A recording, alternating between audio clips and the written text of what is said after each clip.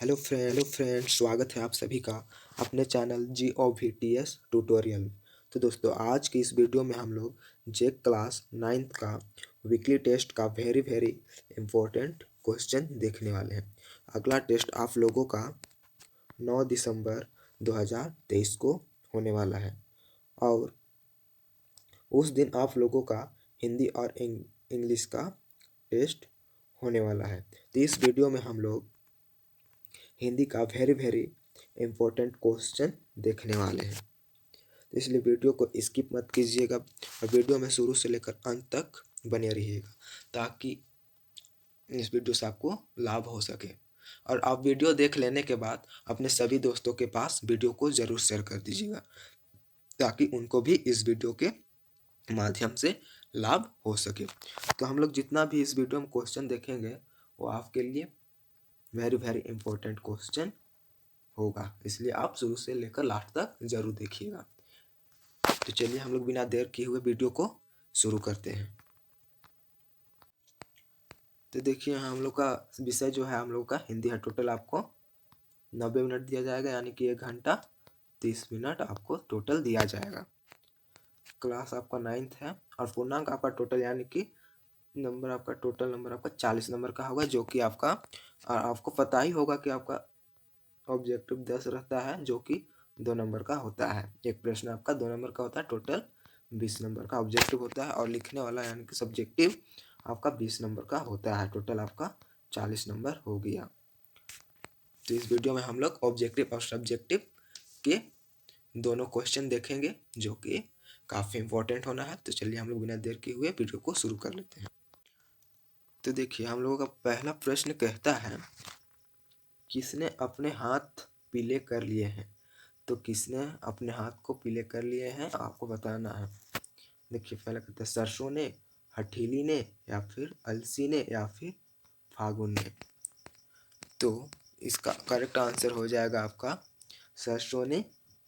सरसों ने हाथ पीले कर लिए थे। आपका correct answer option number A हो जाएगा। बढ़ते हैं नेक्स्ट क्वेश्चन को। Question number 2। तो देखिए, 2 नंबर का प्रश्न कहता है आपका, चने के पौधे पर किसे फूल सुशोभित हैं? तो चने के पौधे पर किसे फूल सुशोभित हैं आपको बताना है। देखिए, ऑप्शन ए कहता है लाल फूल, हरे फूल, पीले फूल, या फिर गुलाबी फूल। तो आपका 2 नंबर का आंसर हो जाएगा ऑप्शन नंबर डी, चने के पौधे पर गुलाबी फूल सुशोभित हैं। बढ़ते हैं नेक्स्ट क्वेश्चन की ओर। Question number 3। देखिए, 3 नंबर का प्रश्न कहता है आपका, अलसी को कवि द्वारा किस रूप में दर्शाया है? तो अलसी को कवि ने किस रूप द्वारा दर्शाया आपको बताना है। देखिए, ऑप्शन ए कहता है नव युवक के समान, तरुणी नायिका के समान, एक चंचल बालिका के समान, एक वृद्धा के समान। तो आपका करेक्ट आंसर हो जाएगा ऑप्शन नंबर बी, तरुणी नायिका के समान। आपका correct answer option number B हो जाएगा। और ये क्वेश्चन जो है आप लोगों का जितना क्वेश्चन है ये आपका चैप्टर नंबर 14 का है और चैप्टर का नाम है आपका चंद्रगहना से लौटती बेर। और इस पाठ के लेखक का नाम है केदारनाथ अग्रवाल। आप लोग याद कर लीजिएगा लेखक का नाम है केदारनाथ अग्रवाल। सभी चैप्टर का नाम और लेखक का नाम एकदम से याद कर लीजिएगा, ये एग्जाम में आता ही आता है, इसलिए आप लोग याद कर लीजिएगा। तो बढ़ते हैं हम लोग नेक्स्ट क्वेश्चन की ओर। Question number 4। देखिए, 4 नंबर का प्रश्न कहता है आपका, कविता में किसका सजीव चित्रण मिलता है? तो कविता में किसका सजीव चित्रण मिलता है?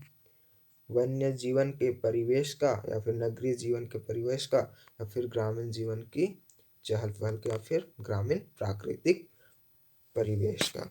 तो आपका करेक्ट आंसर हो जाएगा ऑप्शन नंबर सी, ग्रामीण जीवन की चहल पहल का।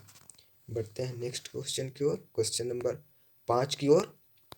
तो देखिए, 5 नंबर का आपका प्रश्न कहता है, कवि ने किसे विवाह योग्य सयानी कन्या के रूप में प्रस्तुत किया है? पुत्री को, सरसों को, लड़की को, नव युवक को। तो आपका आंसर हो जाएगा ऑप्शन नंबर बी। सरसों को कवि ने सरसों को विवाह योग्य सयानी कन्या के रूप में प्रस्तुत किया है। बढ़ते हैं नेक्स्ट क्वेश्चन की ओर, question number 5, sorry question number 6 की ओर। तो देखिए 6 नंबर का प्रश्न कहता है आपका, कवि ने किसे करूप कहा है। तो कवि ने किसे करूप कहा, आपको बताना है। सरसों के फूल को, या फिर वन स्थली को, या फिर रीवा के पेड़ों को, या फिर बगुले को। तो इसका राइट आंसर हो जाएगा आपका ऑप्शन नंबर सी। कवि ने रीवा के पेड़ों को करूप कहा है। तो बढ़ते हैं हम लोग नेक्स्ट क्वेश्चन की ओर। तो देखिए 7 नंबर का प्रश्न कहता है आपका, कवि चने को किसके रूप में देखता है। तो कवि जो है वो चने को किसके रूप में देखता है, आपको बताना है। क्या अनाज के रूप में, या फिर दूल्हे के रूप में, या फिर भोजन के रूप में, या फिर इनमें से कोई नहीं। तो आपका आंसर हो जाएगा ऑप्शन नंबर वी। कवि कवि चने को दूल्हे के रूप में देखता है। बढ़ते हैं नेक्स्ट क्वेश्चन की ओर, क्वेश्चन नंबर 8। देखिए 8 नंबर का प्रश्न कहता है, किस भूमि को प्रेम की प्रिय भूमि कहा गया है। तो किस भूमि को प्रेम की प्रिय भूमि कहा गया, आपको बता। देवभूमि को, या फिर राष्ट्रभूमि को, या फिर नगर भूमि को, या फिर गांव की भूमि को।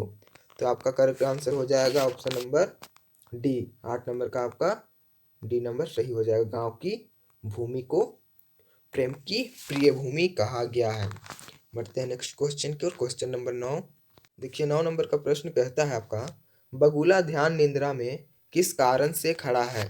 तो बगुला जो है वो ध्यान निद्रा में किस कारण से खड़ा है, आपको बताना है। क्या नींद लेने के लिए, या फिर शिकार को भ्रमित करने के लिए, या फिर अपनी गलतियों का पश्चाताप करने के लिए, या फिर शिकार होने के लिए। तो आपका 9 का correct answer option number B हो जाएगा, शिकार को भ्रमित करने के लिए। बगुला ध्यान निद्रा शिकार को भ्रमित करने के कारण से खड़ा है, या फिर भ्रमित करने के लिए खड़े हैं। बढ़ते हैं नेक्स्ट क्वेश्चन की ओर, क्वेश्चन नंबर 10। तो देखिए आपका 10 नंबर का प्रश्न कहता है, कविता में किसे हठीली कहा गया है। कविता में किसे हठीली कहा गया है। सरसों को, स्त्री को, फिर अलसी को, या फिर बगुले को। तो कविता में अलसी हठीले को कहा गया है। ऑप्शन नंबर सी आपका करेक्ट आंसर हो जाएगा। देखिए आपका एग्जाम में 10 प्रश्न ही पूछा जाएगा ऑब्जेक्टिव का, लेकिन इसमें हम लोग कम से कम 12 या फिर 13 ऑब्जेक्टिव क्वेश्चन देखने वाले हैं। तो देखिए 11 नंबर का प्रश्न कहता है आपका, कविता में चंद्रगहना नाम का उल्लेख मिलता वह किसका नाम है। एक गहने के प्रकार का नाम है, या फिर एक प्रसिद्ध नाटक का नाम है, या फिर एक गांव का नाम है, या फिर किसी तारे का नाम है। तो आपका करेक्ट आंसर हो जाएगा 11 नंबर का ऑप्शन नंबर सी। कविता में चंद्र गहना नाम का उल्लेख मिलता है, वह नाम किसका है, वह एक गांव का नाम है। आपका 11 का option number C correct answer हो जाएगा। बढ़ते हैं नेक्स्ट क्वेश्चन की ओर। देखिए आपका 12 नंबर का प्रश्न कहता है, पोखर के जल में चांदी का बड़ा सा गोल खंभा किसे कहा गया है। तो किसे कहा गया है। 12 नंबर का आपका करेक्ट आंसर हो जाएगा ऑप्शन नंबर ए, सूर्य के प्रतिबिंब को कहा गया है। बढ़ते हैं नेक्स्ट क्वेश्चन की ओर। देखिए क्वेश्चन नंबर 13 कहता है, पोखर के जल के ऊपर कौन उड़ रहे हैं। तो पोखर के जल के ऊपर कौन उड़ रहे हैं, आपको बताना है। देखिए पोखर के जल के ऊपर कौन उड़ रहे हैं। तो पोखर के जल के ऊपर पक्षी उड़ रहे हैं। करेक्ट आंसर आपका ऑप्शन नंबर बी हो जाएगा। तो देखिए हम लोग इस चैप्टर में और एक ऑब्जेक्टिव क्वेश्चन देख लेते हैं। तो देखिए ये हम लोग ऑब्जेक्टिव का लास्ट प्रश्न देखेंगे। तो कहता क्या है, इस कविता में कवि का कैसा रूप दृष्टिगोचर होता है। तो आपका करेक्ट आंसर हो जाएगा ऑप्शन नंबर ए, प्रकृति प्रेमिका। करेक्ट आंसर आपका ऑप्शन नंबर ए हो जाएगा। तो अब हम लोग देखेंगे सेक्शन ए का, जो सेक्शन ए में 10 ऑब्जेक्टिव क्वेश्चन होता है उसे हम लोग कंप्लीट कर लिए हैं। अब हम लोग सेक्शन बी का क्वेश्चन देखेंगे, और सेक्शन सी और सेक्शन डी का, जो कि आपका टोटल 20 नंबर का होने वाला है, आपका लिखने वाला। तो चलिए हम लोग सेक्शन सी का, सेक्शन बी का क्वेश्चन देखते हैं। तो देखिए हम लोग सेक्शन बी और सी और डी का सब्जेक्टिव क्वेश्चन देखने वाले हैं। तो देखिए सेक्शन बी का पहला प्रश्न कहता है आपका, इस विजन यानी कि केदारनाथ अग्रवाल ने जो लिखे हैं, ये चंद्रग्रहण से लौटती बेर चैप्टर का क्वेश्चन है ये आपका। तो देखिए इस विजन में अधिक है पंक्तियों में नगरीय संस्कृति के प्रति कभी क्या आक्रोश है और क्यों। तो क्या आक्रोश है और क्यों है आपको बताना। तो देखिए उत्तर क्या आता है आपका। देखिए उत्तर, इन पंक्तियों के द्वारा कवि ने विकास की आंधी दौड़ में भागते हुए स्वार्थपूर्ण रिश्तों पर प्रहार किया।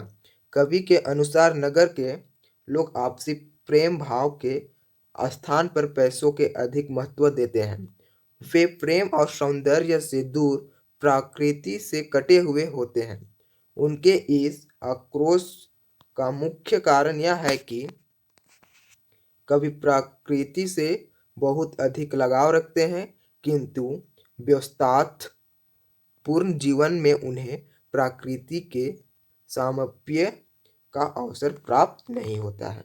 तो हम लोग क्वेश्चन नंबर 1 देख ले, हम लोग क्वेश्चन नंबर 2 देखते हैं, यानी कि क्वेश्चन नंबर 12।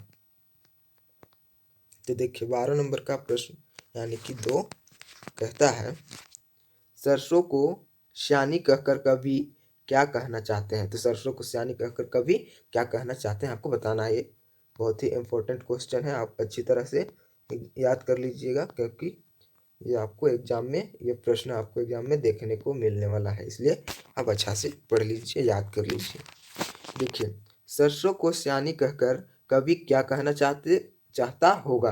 तो उत्तर है आपका, देखिए यहाँ सरसों को श्यानी कहकर कवि यह बताना चाहता है कि सरसों की फसल अब पक कर पूरी तरह तैयार हो चुकी है, अर्थात वह कटने के लिए पूरी तरह से तैयार है। यहाँ सरसों का कवि बताना चाहते हैं कि सरसों की फसल जो है वो पककर यानी पक गया, वो पूरी तरह से तैयार हो चुकी है और वो काटने के लायक भी हो गया है। तो कवि वही चीज बताना चाहते हैं। बढ़ते हैं नेक्स्ट क्वेश्चन। देखिए क्वेश्चन नंबर 3 नंबर प्रश्न कहता है, अलसी के मनोभावों का वर्णन कीजिए। जो अलसी हैं उनका मनोभावों का वर्णन करना है। तो देखिए आपका उत्तर है, यहाँ पर अलसी एक हठीली नायिका के रूप में चित्रित हुई है। उसका चित्त अति चंचल और प्रेमातुर है। अलसी की कमर अत्यधिक लचीली है, जो प्रथम स्पर्श करने वाले को अपने हृदय का दान देकर अपना स्वामी बनाने के लिए आतुर है। देखिए आप याद कर लीजिएगा। बढ़ते हैं फिर अगले क्वेश्चन की ओर, क्वेश्चन नंबर 4। देखिए 4 नंबर का प्रश्न कहता है, अलसी के लिए हठीली विशेषण का प्रयोग क्यों किया गया। तो देखिए उत्तर है आपका, अलसी के लिए हठीली विशेषण का प्रयोग इसलिए किया गया क्योंकि हठ पूर्वक चने के पौधों के बीच उग आई है। उसकी पतली देह बराबर हवा के कारण झुक जाती है, परंतु वह हठपूर्वक फिर से सीधे खड़े होकर चने के पौधों के बीच नजर आने लगती है। देखिए आप अच्छी तरह से याद कर लीजिएगा, मैं देर नहीं करूँगा, जल्दी जल्दी हम लोग क्वेश्चन को देखते हैं, क्योंकि काफ़ी रात भी हो गई है। देख सकते हैं आप 11:55 हो गया, सॉरी 10:55 हो गया, यानी कि 11 बज गया है। तो देखिए 5 नंबर का प्रश्न कहता है आपका, चांदी का बड़ा सा गोल खंभा में कवि की किस सूक्ष्म कल्पना का आभास मिलता है। तो किस सूक्ष्म कल्पना का आभास मिलता है। देखिए उत्तर, चांदी का बड़ा सा गोल खंभा, इस पंक्ति में कवि ने मानव प्रकृति का अति सूक्ष्म वर्णन किया है। यहाँ पर चांदी का बड़ा सा गोल खंभा नगरीय सुख सुविधाओं परिपूर्ण जीवन का प्रतीक है। इन पंक्तियों के द्वारा कवि यह कहना चाह रहा है कि सब कुछ पाने के बाद मानव की इच्छाएं कभी खत्म नहीं होती हैं। देखिए बढ़ते हैं नेक्स्ट क्वेश्चन की ओर, ये हम लोगों का लास्ट प्रश्न है। कवि के आधार पर हरे चने का सौंदर्य अपने शब्दों में चित्रित कीजिए। तो आपको अपने शब्दों में लिखना है।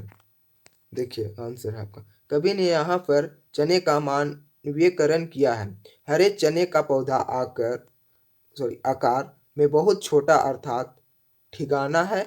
उसकी लंबाई बालिशत भर ही है। उसके सिर पर निकले गुलाबी फूल ऐसे लग रहे हैं मानो उसने अपने सिर पर गुलाबी रंग पगड़ी पहन रखी है। हो जैसे कोई दूल्हा सज धज कर स्वयंवर के लिए खड़ा है। तो मैंने जितना भी क्वेश्चन दिया आप सभी क्वेश्चन को अच्छी तरह से याद कर लीजिएगा, क्योंकि जो भी जितना भी क्वेश्चन दिया हूँ very very very important question है। और हो सकता है आपको एग्ज़ाम से पहले जितना भी इम्पोर्टेंट क्वेश्चन है वो अपलोड कर दूंगा, और जो आपको सीधा एग्ज़ाम में देखने को मिलेगा वो क्वेश्चन आपके लिए मैं अपलोड कर दूंगा। इसलिए चैनल को सब्सक्राइब कर लीजिए अगर चैनल सब्सक्राइब नहीं किया है तो। और सब्सक्राइब करने के बाद चैनल घंटी को ऑल पे सिलेक्ट कर लीजिएगा, ताकि जब भी मैं वीडियो अपलोड करूँ तो सबसे पहले नोटिफिकेशन आपके पास पहुँचे। तो चलिए हम वीडियो को यहीं पे अंत करते हैं।